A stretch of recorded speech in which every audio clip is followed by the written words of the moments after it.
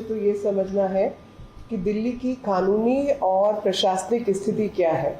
दिल्ली की कानूनी और प्रशासनिक स्थिति ये है कि ये यूनियन टेरिटरी है जिसपे कई पुराने जजमेंट्स आ चुके हैं विद लेजिस्लेचर, यानी यहाँ पर एक इलेक्टेड जो है बॉडी भी है। लेकिन जो दिल्ली का नेचर है of being a union territory वो नहीं बदला हुआ और एक शहर प्रदेश नहीं बन जाता, ये भी समझने वाली स्थिति है।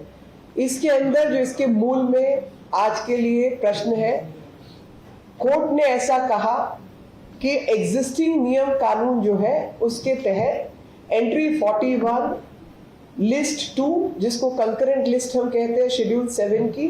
उसके तहत सर्विसेज को लेकर कोई स्पेसिफिक नियम कानून नहीं है। इसलिए उनकी राय है कि सर्विसेज का जो अधिकार है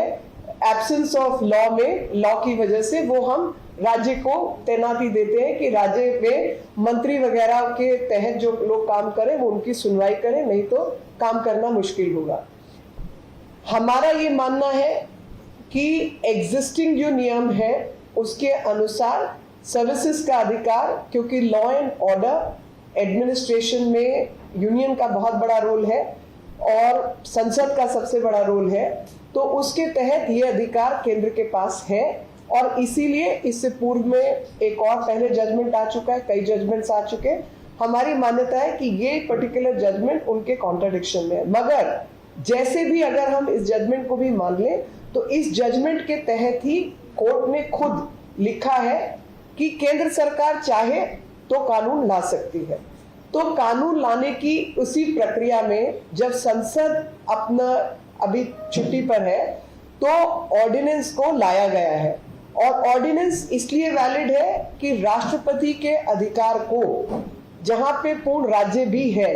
वहां पर भी चैलेंज नहीं किया जा सकता, तो यूनियन टेरिटरी के अंदर राष्ट्रपति के अधिकार को कैसे चैलेंज किया जा सकता है। सबसे बड़ी समझने का विषय जो है कि ये कंट्रोवर्सी बनी कैसे, तो ये कंट्रोवर्सी बनने के मूल में जो कारण है वो भ्रष्टाचार है। भ्रष्टाचार का कंट्रोल दिल्ली का मुख्यमंत्री अपने हाथ में चाहता है। यही कारण है कि जैसे ही ये नियम बदला, अगर कुछ नहीं किया था तो जो अधिकारी जांच में लगे हुए थे, कागज जुटाने में लगे हुए थे, विजिलेंस के इंचार्ज थे, चीफ सेक्रेटरी दिल्ली के एडमिनिस्ट्रेशन मैनेज कर रहे थे, आते ही आपने तत्काल निर्णय से उनको हटाने का प्रयास क्यों किया? यानी आप अपने पद का, कुर्सी का और नियम की एब्सेंस का फायदा उठाते हुए दिल्ली की जनता को और दिल्ली को ही नहीं बल्कि देश को नुकसान पहुंचाने का काम कर रहे हैं। तो कोई भी कानून, कोई भी व्यवस्था भले ही लोकतंत्र हो, अब पंगु नहीं हो सकती, और वो पंगु नहीं होने के कारण उसको अगर आपने पंगु बनाने का काम किया तो उसको सुधारने के तरीके केंद्र के पास और देश के राष्ट्रपति के पास हमेशा ही रहते हैं। और देश की, दिल्ली की व्यवस्था पंगु ना हो, दिल्ली का जो स्पेशल स्टेटस है यूनियन टेरिटरी विद लेजिस्लेचर का ध्यान में रखते हुए इस व्यवस्था के तहत केंद्र ने अध्यादेश के माध्यम से सिर्फ व्यवस्था को ठीक करने का काम किया, और उस व्यवस्था में मुख्यमंत्री को जो बॉडी बनाई गई है सिविल सर्विसेज बोर्ड, उसका अधिकारी ही नहीं बल्कि उसको चेयरमैन बनाया गया है। चीफ सेक्रेटरी और प्रिंसिपल सेक्रेटरी उसके अंदर जो है मेंबर रहेंगे, और दिल्ली में कोई भी पोस्टिंग ट्रांसफर होगी ये 3 लोगों के सहयोग से ही होगी। और जहां कहीं भी, मतलब जैसे मेजॉरिटी का रूल होता है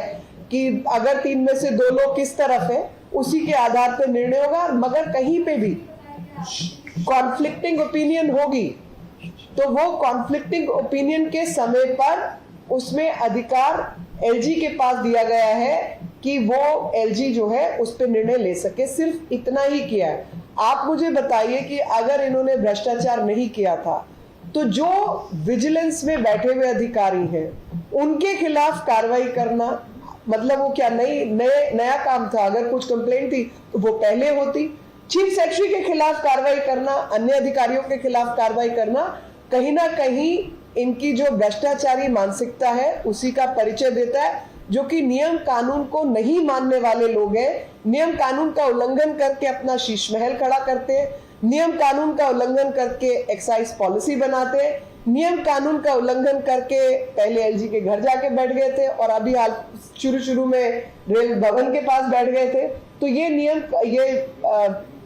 अपने आप को खुद कहते हैं कि मैं एनार्किस्ट हूँ। तो जो एनार्किस्ट किस्म के लोग हैं उनको शायद कानून व्यवस्था को, देश की प्रशासन को, जहां पे कैपिटल सिटी, राजधानी होने के नाते केंद्र का भी रोल है और केंद्र का रोल तो देश के हर क्षेत्र में है, उसको कोई डिनाई नहीं कर सकता, क्योंकि हम क्वाज़ाई फेडरल स्ट्रक्चर के